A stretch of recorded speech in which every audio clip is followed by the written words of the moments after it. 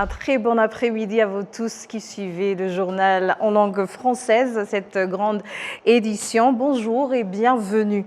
Au moment où il n'y a plus de procès encore en cours au mécanisme résiduel des tribunaux pénaux, organe créé en 2010 pour assumer un certain nombre de fonctions après la fermeture du tribunal pénal international pour le Rwanda, le TPIR, et de celui pour l'ex-Yougoslavie, les juristes qui ont suivi de près les procès pour l'ex-Yougoslavie, les juristes qui ont suivi de près pour le génocide des Tutsis, estiment que malgré son bilan mitigé, le TPIR a quand même eu quelques mérites, même s'il pouvait faire plus. C'est en tout cas le point de vue de Maître Faustin Moulangwa, ancien avocat au TPIR à Arusha en Tanzanie.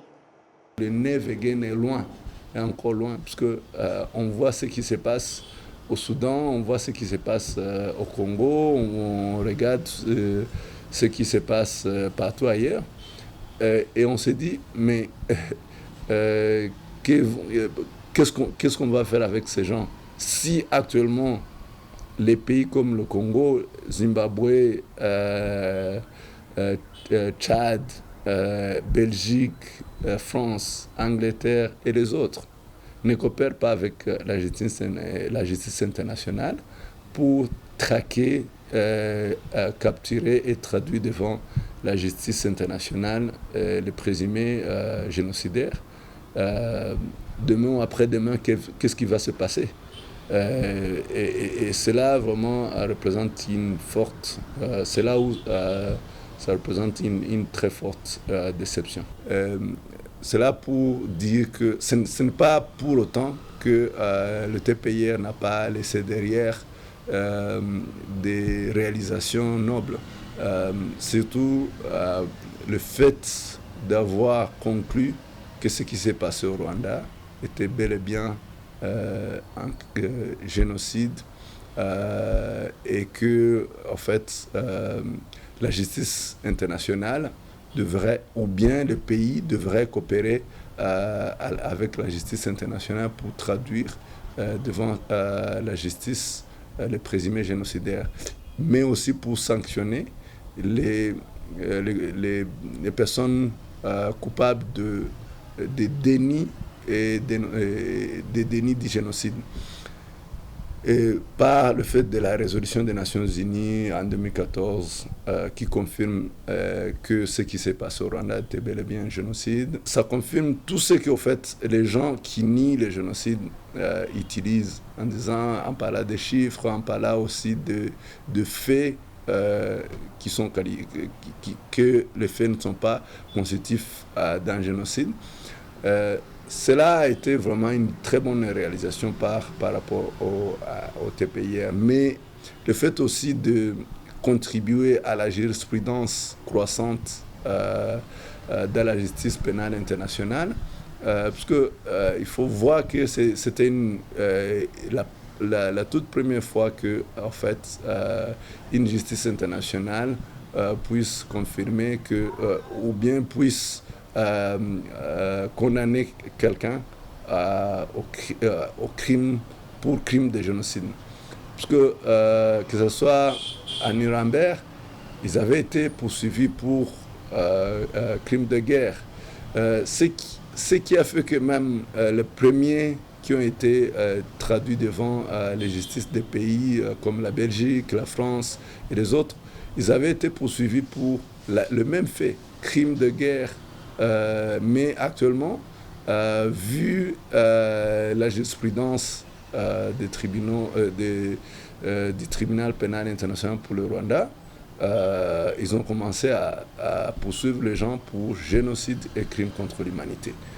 C'est une grande contribution à la jurisprudence internationale, mais aussi le fait d'avoir aussi mis au moins mis sur place des archives où les gens puissent consulter et comprendre et faire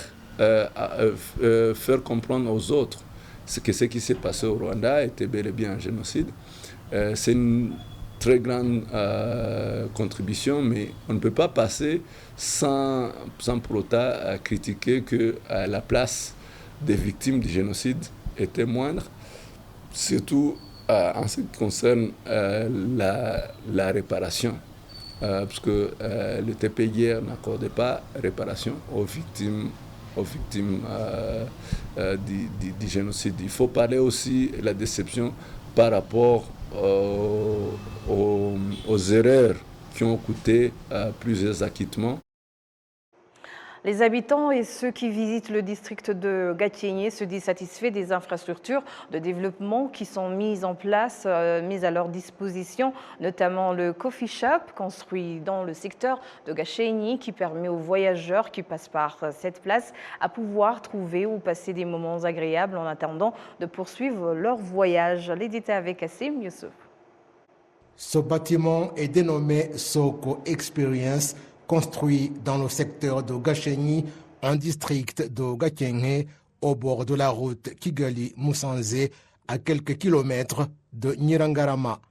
Différents services y sont proposés aux passants qui se dirigent vers la province du Nord ayant besoin d'une place où se reposer un tout petit peu avant de reprendre la route. Ce bâtiment, avec les services qu'il propose, sert de solution aux produits agricoles des agriculteurs de Gachiénié, dont des caféiculteurs et des cultivateurs de fruits, surtout des ananas, des prunes et des cannes à sucre. Ce coffee shop emploie 30 personnes, dont 17 du district de Gachiénié. Les cultivateurs du secteur de Gachiénié et des environs sont donc invités à accroître la production par rapport à la qualité et la quantité. Le bâtiment Soko Experience, dont les travaux de construction sont évalués à plus de 600 millions de francs rwandais, est la propriété de la société Eco Ventures Limited, dont les activités ont débuté au cours de ce mois. Les experts agricoles estiment qu'il est nécessaire d'augmenter des investissements dans la recherche car il s'agit de l'un des piliers les plus importants du développement durable de l'agriculture sur le continent africain. Cela a été réitéré lors d'une conférence sur la recherche qui réunit les acteurs du secteur agricole du continent africain. Des discussions rassemblent des chercheurs, des experts, des agriculteurs et des partenaires dans ce domaine en se concentrant sur la mise en place d'une structure promouvant une agriculture durable, notamment en trouvant des solutions aux problèmes tels que le changement climatique, en cherchant des moyens de préserver une production qui se détériore en raison du manque des greniers en vue de stocker la production. Dans cette discussion, ceux qui ont des liens avec ce secteur montre que l'agriculture est un pilier qui joue un rôle majeur dans l'économie des pays et qu'il est important de maintenir ce secteur. Le secrétaire permanent du ministère de l'Agriculture et des Ressources animales affirme que la coopération des différentes institutions du continent africain aiderait à trouver des solutions de manière rapide et durable pour que ce secteur se développe. Actuellement au Rwanda, il y a une superficie égale à 1,4 million d'hectares de terres agricoles. Les statistiques montrent également qu'en 2023, le secteur agricole représentait 27% de la production du pays et 34% des exportations.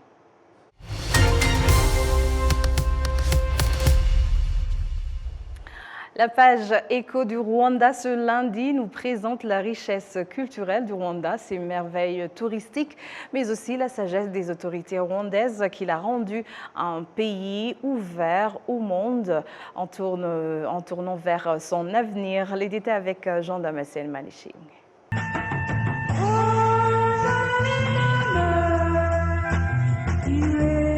Le Rwanda, pays des mille collines. Malgré son passé sombre marqué par le génocide commis contre les Tutsis, qui a emporté plus d'1 million de vies innocentes, le pays depuis bien de jours tourné vers son avenir. Il n'y a pas de neige, et puis les 4 saisons, tout fleurit, et les ruisseaux sont splendides, sous un soleil ardent. Il a su cimenter l'unité et la réconciliation et appeler tous ses fils et filles à vivre librement dans le pays et même ceux qui l'avaient fui sont régulièrement accueillis et réintégrés dans la société rwandaise. Lorsque nous les recevons, nous recevons pour tout le monde, sans distinction aucune. Donc, on a la chance que pour le moment, même si les gens sont en train de venir à compte-gouttes, on a la chance qu'au moins, il y en a qui viennent, il y en a qui arrivent. Et ils nous promettent, comme le cas là que nous venons de démobiliser vient de nous le promettre, ils viennent de nous promettre qu'ils vont servir d'ambassadeurs du Rwanda pour que, le cas échéant, ils appellent ceux-là qui sont encore en train de courir ou d'errer ou de mener des hostilités à partir de la RDC. Ils vont leur demander de déposer les armes et de rentrer au pays, et aller donc avoir cette formation que nous leur avons donnée et être réintégrés dans leurs communautés respectives. Cette ouverture du Rwanda ne se limite pas uniquement à ses ressortissants, mais s'étend également aux étrangers qui vivent non seulement des merveilles du Rwanda, mais s'ouvre aussi à sa culture, sans oublier ses originalités visant à la résolution de ses propres problèmes. C'est le cas des travaux communautaires au Muganda. Ces derniers font non seulement la fierté des Rwandais, mais aussi des étrangers, comme en témoigne le maire de Bangui, en République centrafricaine.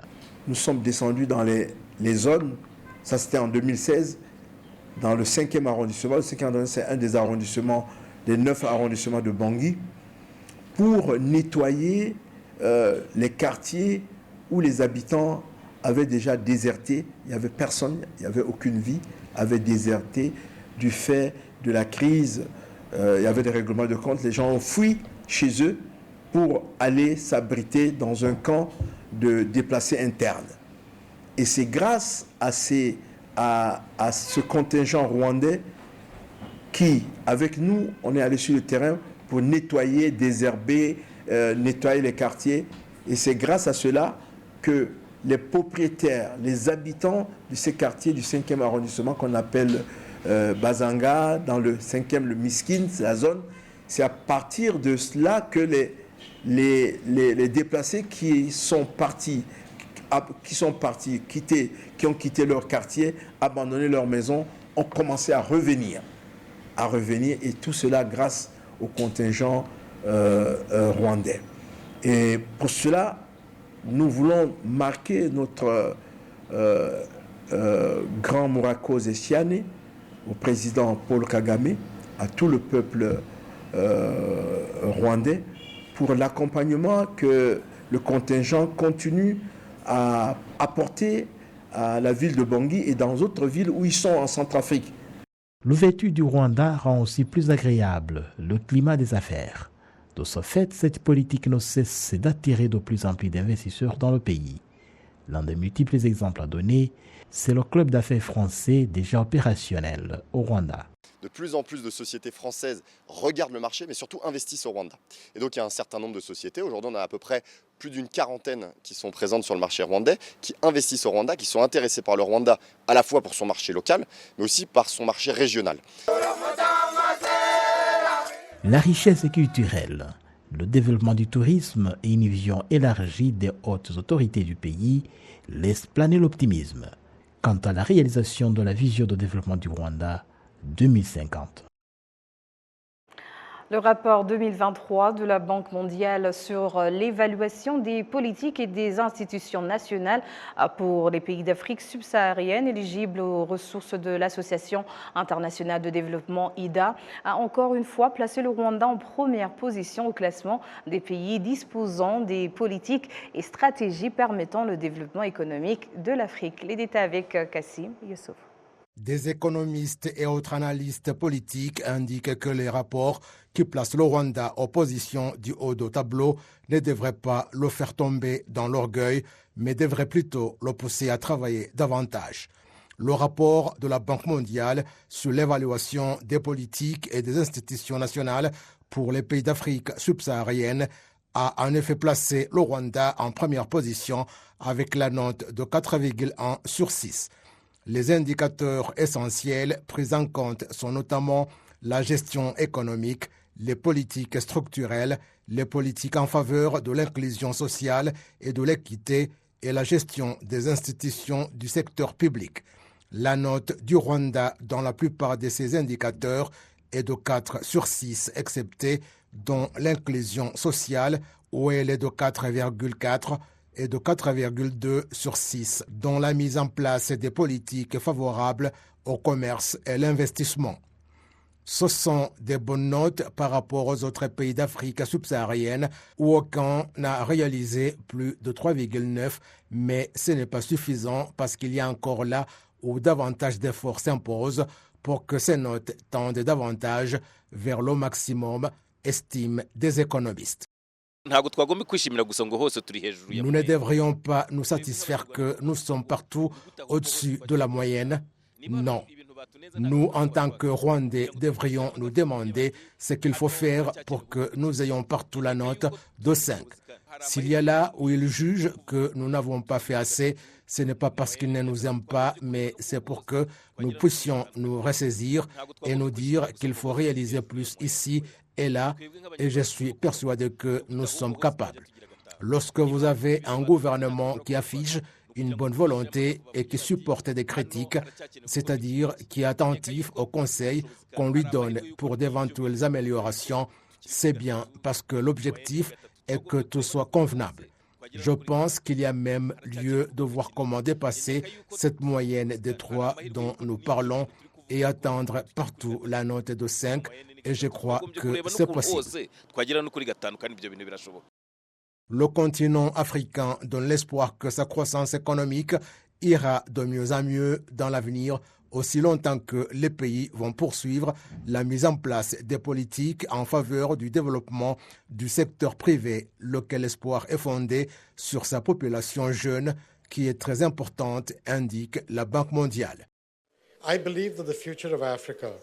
Je suis persuadé que l'avenir de l'Afrique et l'emploi des jeunes vont reposer sur 5 choses essentielles. La première, c'est l'énergie. La seconde, ce sont les infrastructures.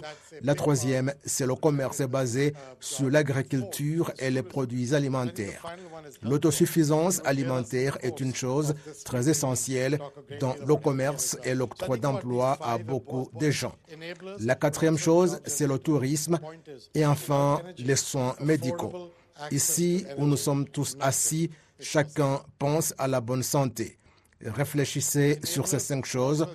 L'élément principal, c'est que si nous ne disposons pas d'énergie moins chère et accessible à un grand nombre de personnes, rien ne serait réalisable.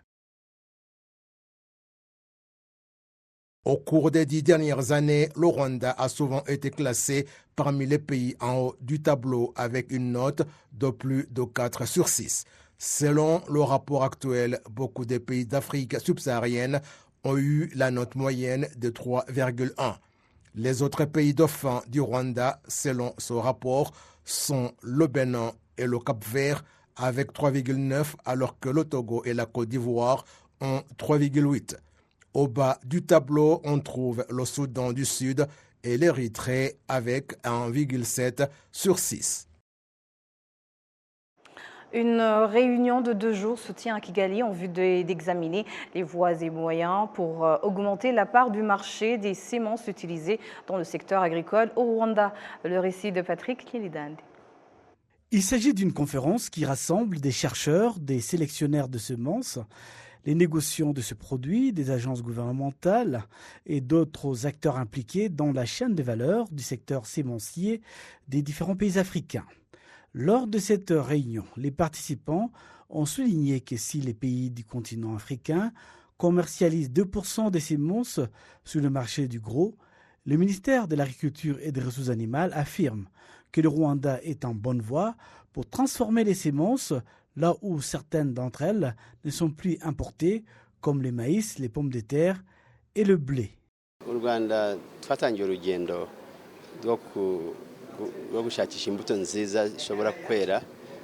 Rwanda, nous avons lancé un processus visant à acquérir des semences que nous pouvons produire et planter sur notre sol. Il y a déjà des résultats, notamment dans la culture du maïs, de la pomme de terre et du soja. Certains des producteurs ont commencé déjà à nous solliciter pour obtenir l'autorisation d'exporter leur production dans la région. Toutefois, nous éprouvons des difficultés dans la production de certaines semences, notamment celles des légumes, car elles sont insuffisantes pour satisfaire les marchés locaux. Ces derniers, c'est-à-dire les producteurs, nous expliquent que pour réaliser leur production, ils doivent prendre en compte certains éléments, notamment l'état du sol, le climat, la quantité d'eau nécessaire ou encore les défis de ces insectes qui attaquent cette production. Nous continuons à sensibiliser les agriculteurs à suivre nos conseils en faisant le choix des semences que nous leur recommandons. Quand nous leur conseillons, nous faisons le choix des semences capables de lutter contre les maladies ainsi que les effets des changements climatiques. Les experts agricoles estiment que l'harmonisation des lois régissant l'intégrité des semences et la facilitation de leur circulation sur le continent africain augmenterait également la taille de leur chaîne sur le continent.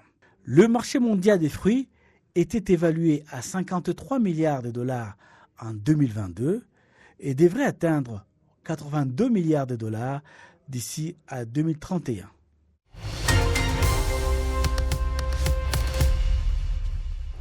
Au moment où les amateurs de sport se tournent leur regard vers Paris, où se tiennent en ce moment même les Jeux Olympiques, l'équipe rwandaise féminine de volleyball s'apprête à représenter le continent africain aux Jeux paralympiques qui suivront les Jeux Olympiques. Je vous propose à présent le portrait de la plus expérimentée joueuse et capitaine de cette équipe qui nous parle de sa carrière, mais aussi du parcours de cette équipe rwandaise. Suivez.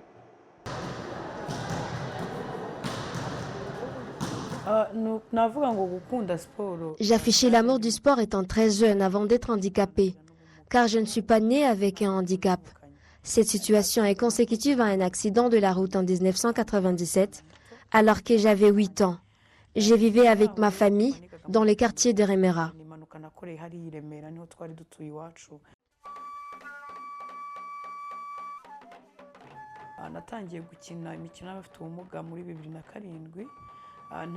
J'ai débuté les sports de handicapés en 2007 par celui qu'on appelle sit-ball.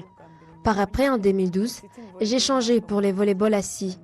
J'ai été attirée par une bonne prestation de l'équipe nationale de volleyball assis qui rentrait des Jeux paralympiques de Londres.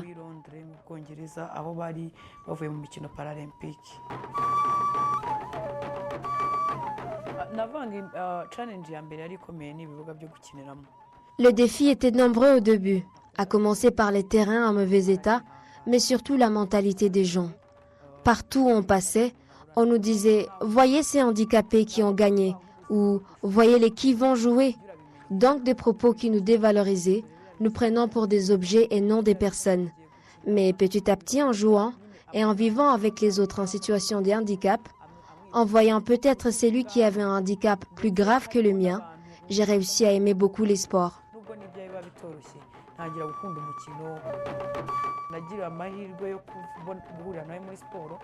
J'ai eu la chance de rencontrer un mari sportif et entraîneur. Il m'encourage partout, même à la maison. Pendant la pandémie, il m'aidait à faire des entraînements. Je dirais qu'il m'a beaucoup aidé, tout comme ma famille.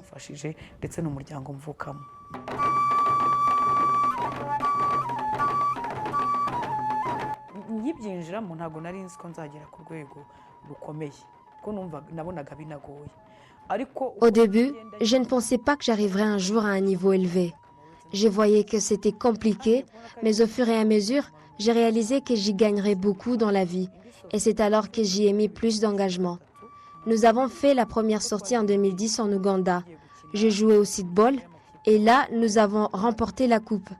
La deuxième, en 2013, c'était au Kenya où j'ai été meilleure joueuse. En 2015, nous avons obtenu la qualification aux Paralympiques du Brésil où j'ai reçu une médaille de meilleure défenseuse de l'équipe. Par après, nous sommes allés jouer un match amical en Slovénie où j'ai obtenu aussi une autre médaille.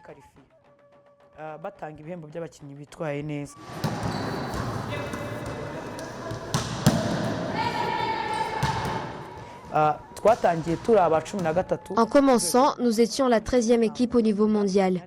De lors, nous avons évolué aujourd'hui. Nous sommes la 5e derrière le plus grand pays qui ont connu plusieurs éditions de Jeux paralympiques. La Chine première, les États-Unis deuxième, le Brésil, le Canada et la nôtre enfin.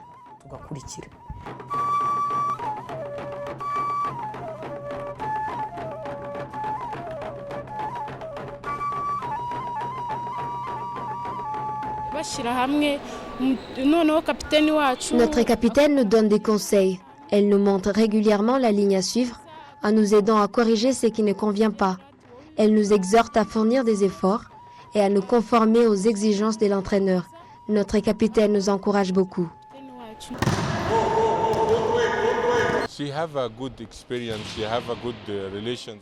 Liliane a une grande expérience. Elle est en bonne relation avec toute l'équipe. C'est comme la grande sœur de tout le monde. Elle les aide toutes à tout moment. En cas de besoin, toutes se dirigent vers elle, car elle est en bon accord avec toutes. Elle fait un excellent travail au sein de l'équipe.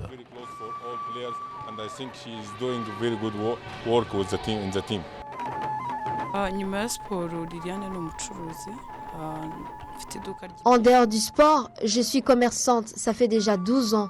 C'est ce que j'ai fait en dehors du sport, quand il n'y a pas de matchs de championnat ou d'équipe nationale. J'ai fait ces commerces 6 jours par semaine et après je reste à la maison avec ma famille, mes enfants et mon mari.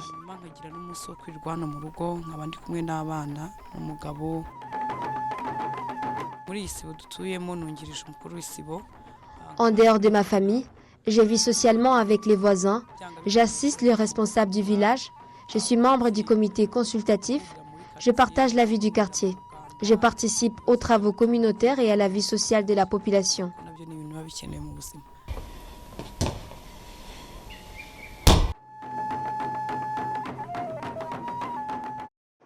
Et c'est sur ces images que nous clôturons cette grande édition de la télévision rwandaise. Au nom de toute l'équipe qui a contribué à sa réalisation, je vous remercie. Bonne poursuite des programmes de la télévision rwandaise.